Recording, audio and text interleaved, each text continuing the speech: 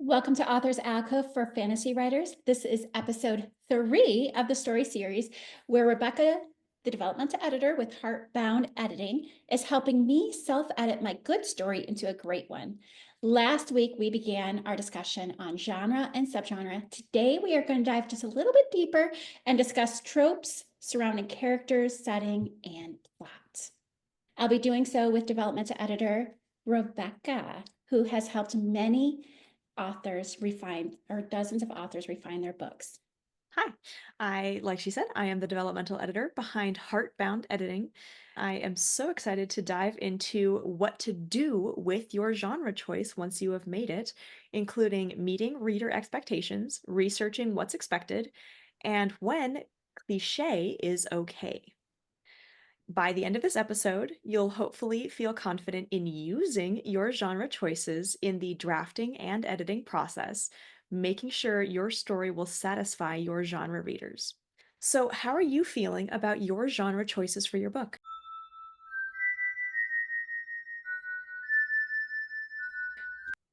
I'm feeling pretty good, except now that I know what the genre is, what do I do with that information? How can knowing your genre help during like the editing process, which I'm working on right now?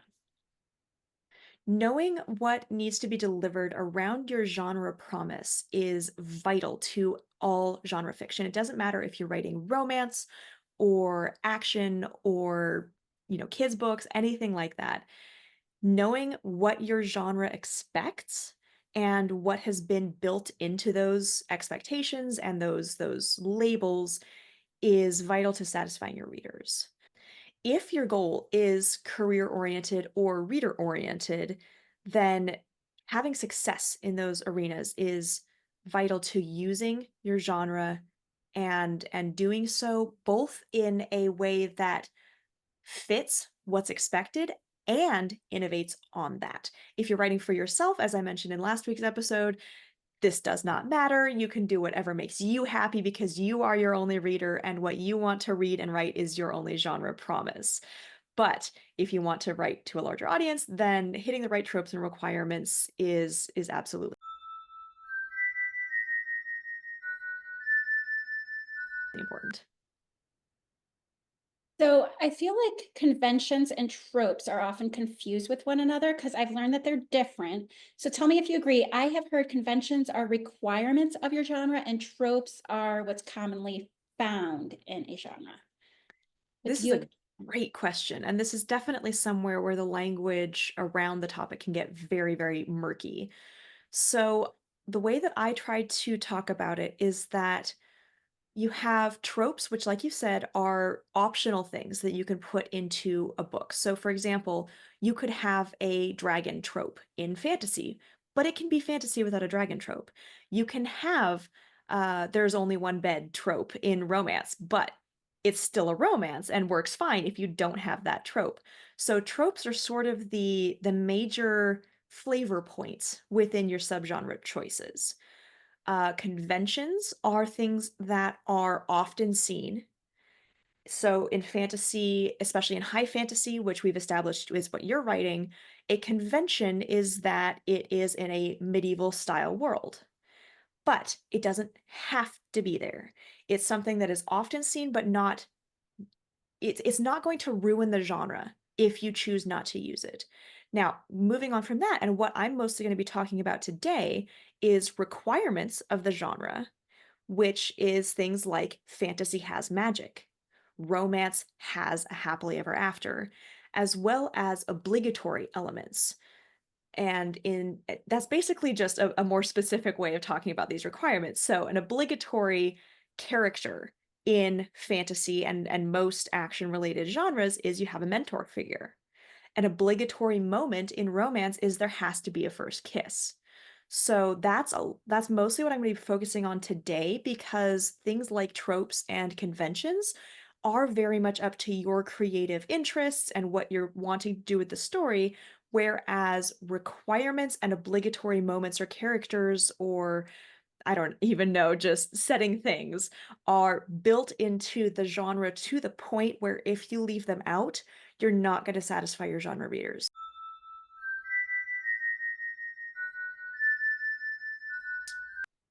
So once I've decided what my genre and subgenre is, how do I know what I need to deliver to satisfy those requirements and expectations? For example, what do middle grader fantasy readers expect? What is the conventions for middle grade fantasy readers? So I'm going to answer this a little bit more broadly first for any of our listeners who are writing outside of middle grade fantasy.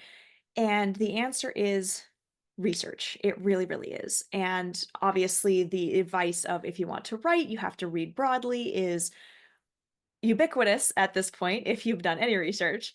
But I want to recommend that you read as a researcher more than just, hey, I'm reading to read. And you can do this however works best for you. Have a notebook next to you. I use spreadsheets because I'm a spreadsheet kind of person. But as you're reading through, just start noticing specifically what commonalities there are between, let's say, 3 to 7 books in your genre that you're like, yes, that looks very similar to what I want to write, to what I want to present to the world. When you're reading them, just write down anything that comes up in your head of, oh, that other book also had a moment of, let's say, um, the FMC, the female main character, runs into someone that she used to know and they make her feel bad. Or, talking about a little more perhaps understood or widely known obligatory moments would be like, okay, well, all of the romance books that I read have a breakup around the midpoint. And all of the romance books that I read have some reason that the main characters feel like they'll never be in love again and oh, they could never fall in love, and then they do. So everything that you can think of like that you see across all of these different books in your genre should go on your list. And once you have this list, ideally, again, spreadsheets are nice for this. You can mark like, okay, well, not every book has this, but 3 out of 5 do, or 2 out of 7 had this. And when you go through, the tropes or the moments, the characters, whatever you want to call it, that occur in all or nearly all books are should be considered your genre expectations, and you should be doing everything that you can to meet those expectations in your way, in your specific way, however you want to approach them in your work in order to satisfy those readers. Does that answer your question?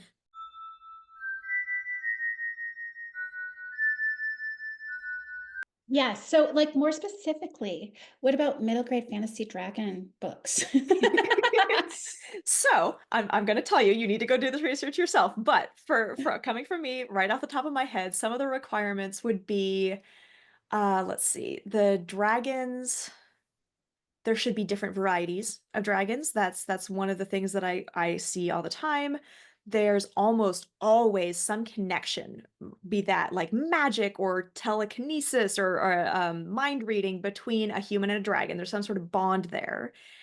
And there has to be some sense of either rarity or otherness with the dragons. That's another trope that I often see. So either, oh, well, they were thought to be extinct, but now there's one left, or well, they are these elder god kind of beings, and they see us lowly humans as, dirt under their feet. So that sort of connection to then be gapped, or sorry, bridged by that connection with the human, and that's what makes the story special. So it sounds like even though I wasn't really 100% sure that I had check, check, check. So I apparently they're like it's pretty intuitive as long as we're a big reader of that particular genre, subgenre. Absolutely. And that's why you don't really need to do this research, before you draft, especially if you're a heavy reader in the genre. And it's really fun to go through and be like, oh, well, I did hit that convention without even noticing it. Oh, I did totally hit that requirement. I didn't even realize it. And I want to really stress that you can interpret things pretty loosely. So, especially in romance, I see people thinking that it's so very, very formulaic, and some of it is absolutely. But you don't have to do a moment or a character or an event the exact same way that anyone else did. You just have to hit that sort of emotional moment. So the mentor doesn't have to be a Gandalf type because that is kind of overdone at this point. Your mentor could be the main character's niece. As long as she is fulfilling that sort of emotional role in the story, it counts. So when you're making your list of conventions or requirements or tropes or whatever in your genre, and then trying to check and make sure that you have these things in your story, especially in the self-editing phase, please feel free to stretch those definitions. Please feel free to go, okay, well, I guess that kind of counts. And then see if, there's a couple of sentences where you could tweak it to just be a little bit more dead on for that emotional impact. But yeah, having read your genre, you're gonna know some of them without even thinking about it, and they're already gonna be there, and you're just not gonna have to worry about it.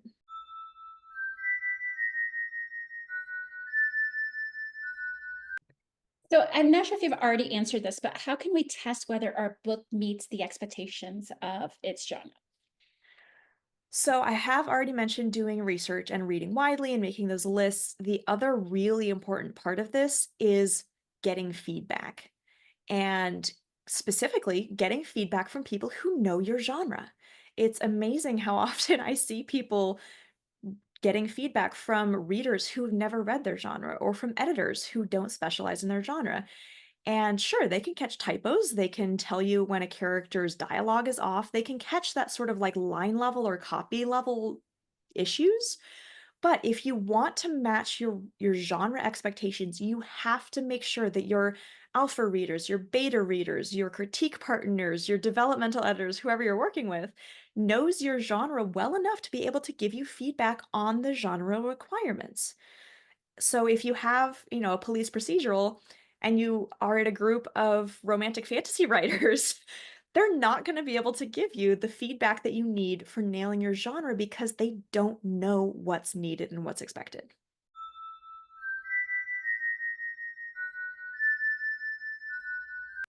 So are there certain pitfalls come to specific genres that I should be wary of? Like, for example, are there tropes that are expected in some fantasy genres but will turn someone off in others?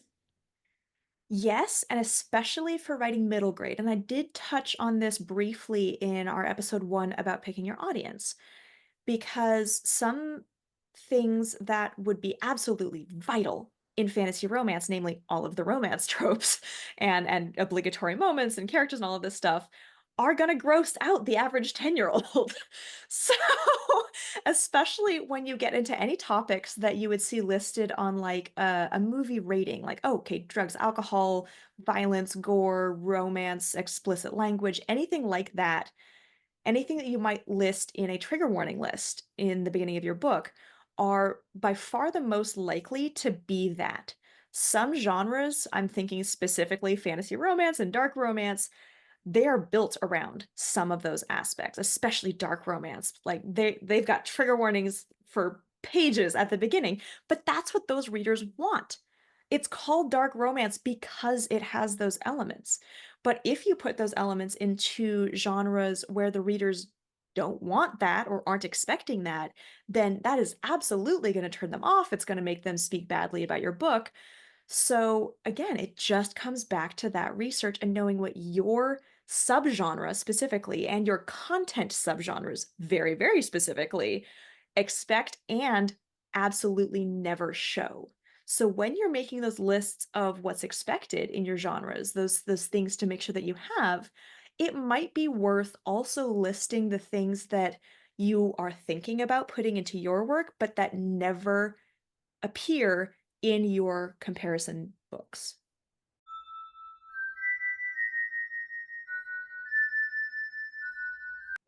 So one thing that I'm kind of concerned about, especially because I sometimes feel like my book is very similar to a lot of other middle grade readers. And so I'm Mhm. worried about being too cliche. So how do we know which tropes, characters, and plot are a required part of the genre and which ones could be just a little too cliche? And does it really matter in middle grades? Well, you have a good point there where middle grade are not going to care about cliche nearly as much as pretty much every other genre out there. Kids books might be the older you get, the more cliche is an issue.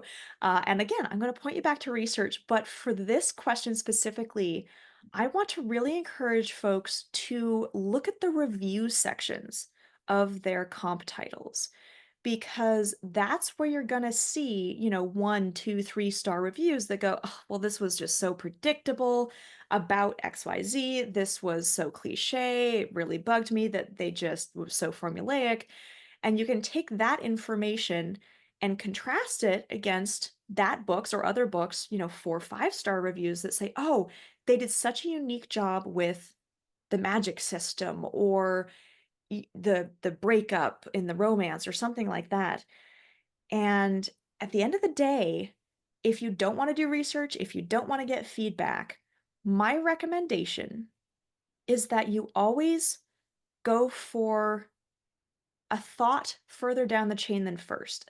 Let me explain that. I know it's not clear. So if you're writing a book and you think, "Oh, I want to have dragons." That's great. Now keep brainstorming. Don't just stop at dragons. Go to, all right, well, I want to have dragons who are a lot bigger than most that I've seen. Okay, well, that's okay, but that's probably also been done. Okay, let's go a step further. How about there's a big size difference, like range? Like they come every size from like parakeet to mountain. Okay, that's getting more innovative.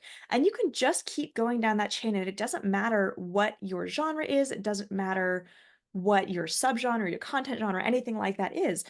If you go with your first idea on anything, it's probably cliche. But if you sit with that and you go, okay, well, what if, what if, what if, what if, what if, and you just take it, 3 or 4 or 17 steps further down this idea chain, you are far more likely to avoid cliche and get to something that is innovative while staying within whatever the tropes, conventions, requirements, obligatory moments that are expected. So this might be a little bit more towards like middle grade writers, but I want to ask anyway. Is it too cliche or is it okay to have a villain be a little more evil with less roundedness than am I right for like an older person? My villain comes kind of across very evil, especially in the book I'm working on right now, kind of like Voldemort is in the Harry Okay. Potter series, but I do have a backstory. It's just how important is it to share that with my audience and when, especially, and I guess this might be a little bit different because middle grade is a little bit different than like older. Yeah. So again, as the ages of your single audience member, your target audience, however you want to define that, goes up, the expectations of innovation go up. So for writing middle grade, it's totally fine to have a very villainous villain.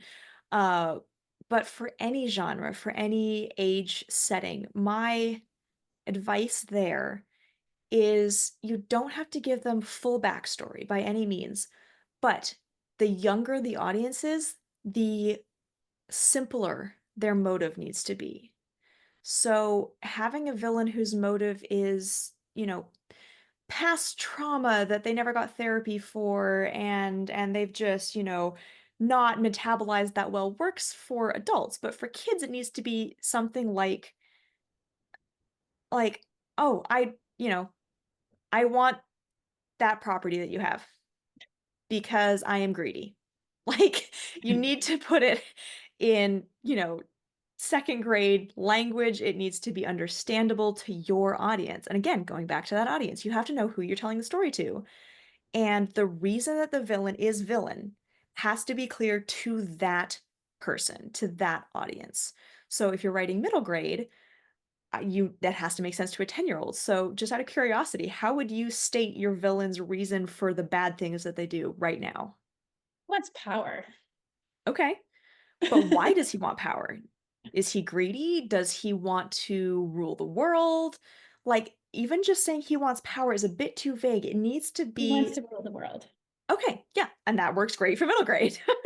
And if this was adult fiction, if this was, say, epic high fantasy, you need a little more nuance, but not for middle grade ages, probably. It is more nuanced, but you won't find that out until like later. For Sure, like the first fair. book, you won't know. And And that works fine for this genre, especially if the villain is carrying over a series.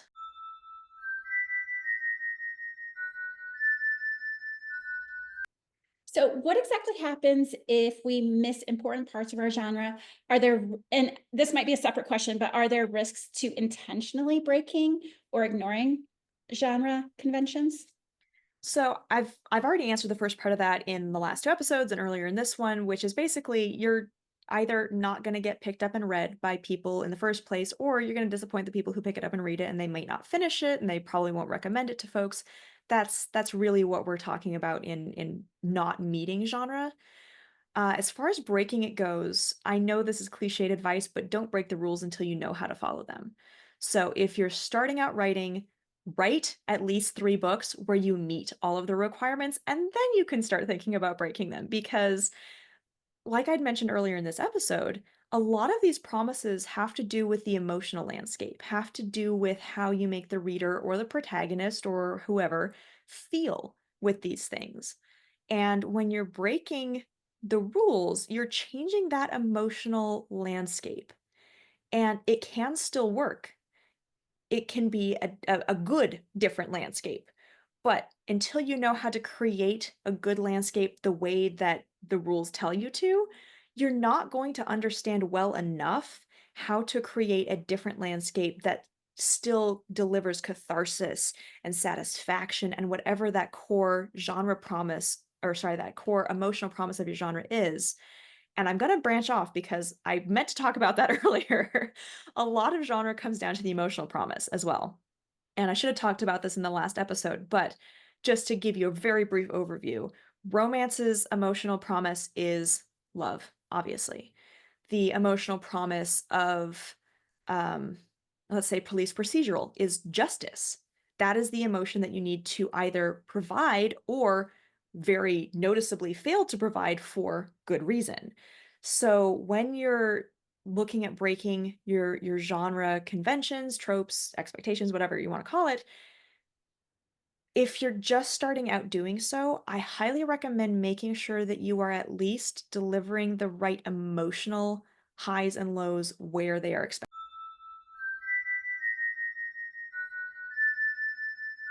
to be. So I know we need to wrap up, but I did want to ask one last question. We had talked, I think it was in our last episode, about the book that we both read, and you're expecting dark fantasy.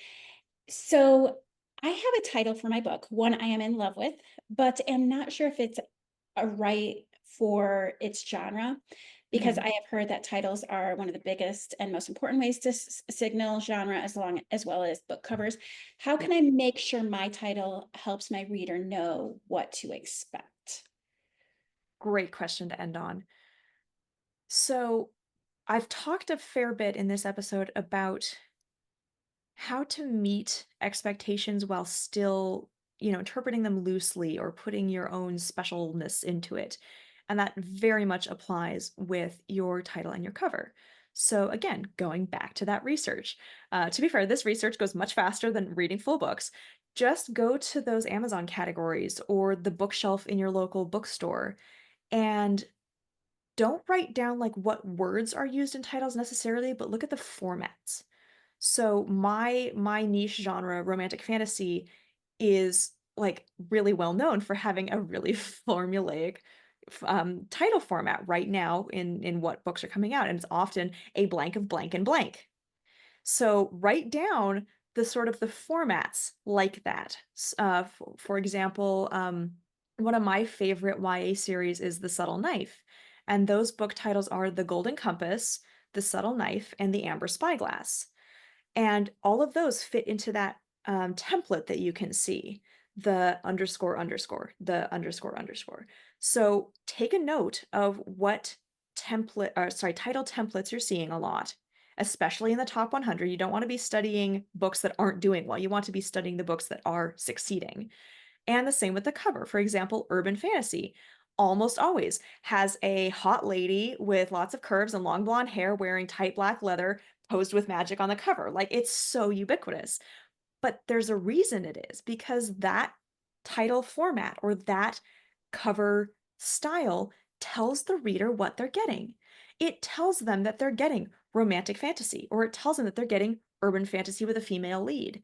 So look at those formats, those, oh, that's not the word I'm looking for, template, and then put in whatever attaches to the core of your story. And that's what we're going to talk about next week is what makes your story special? What is what is its special sauce? And I hate that term, but I can't think of a better one right now. So what you want to do with matching the your book to your genre is use the right templates and then put something special into it. So that your ideal readers, like we talked about in episode 1, can look at it and go, "Oh, that's the genre that I want with the right tone that I want. But why should I pick up this one instead of the one next to it?" The template tells them that they're getting what they want, and putting your specialness into that template convinces them to pick it up instead of the other one next to it.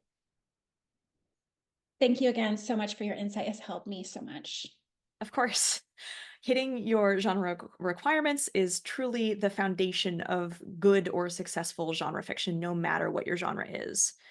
Next week, like I said, we'll talk about building on this by getting down into the unique heart of specific stories beyond genre or audience, much more internal, much more specific to the individual author. For now, I really want to thank our listeners. If you could please help us out by liking and subscribing to the Heartbound Editing podcast and the Author's Alcove podcast, we'd be very grateful, and you can find lots more content for fantasy authors and readers beyond this joint series. And I can't wait to talk about the heart of a story. Thank you so much. See you then.